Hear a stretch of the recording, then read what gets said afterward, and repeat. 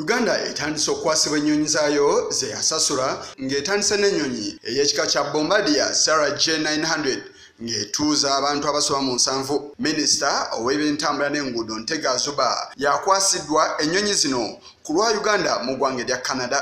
Ono atendereza omutindo gw'ennyonyi zino era n'asuubiza nga Uganda bw'etandise obutandisi okutumbula eby'ennyonyi ebyali byasuulibwa emyaka egiyise era n'asuubiza nga gavumenti bw'egenda okukola ekisoboka okukuuma ennyonyi zino.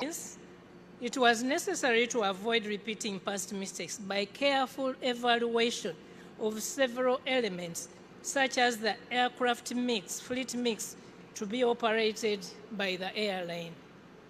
So, the choice of Bombardier CRJ900 for the regional network was a result of rigorous analysis of many competing alternatives that could serve our needs. We are here today because Bombardier turned out to be the best option for the country. Onera aina kyasabye abakuumi ba Bombardier abakoze ennyonyi zino. The operation of CRJ900 is a new experience for Uganda Airlines. It will need your continuous support to enhance competitiveness of the CRJ900 in Africa. Therefore, you should consider developing a maintenance and training facility in the region.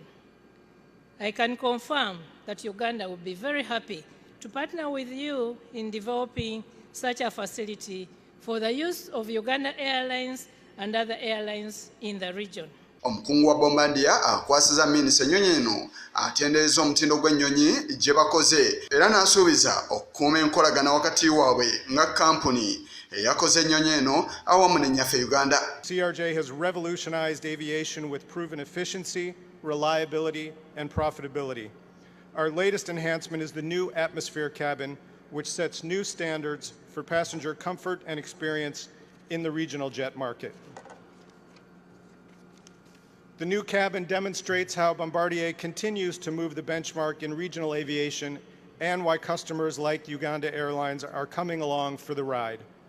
In fact, this CRJ900 will go on a demo tour in Africa to showcase Uganda Airlines and the atmosphere cabin to various regions on the continent. Kinajjukirwa nti sabbiiti eyise minisita NTEGE AZUBA yalabikako mu kakiiko akavunaanyizibwa ku by'enguudo mu lukiiko lw'eggwanga olukulu ng'atangaaza ku nnaku z'omwezi ddi ennyonyi zino lwe zinaatuuka. Okusinziira ku nteekateeka ennyonyi eno yakutuuka okwaboobwe sabbiiti ejja ng'ennaku enkulu ziyiseemu. Yise Kigongo ku lwa Channel 44 olweggulo.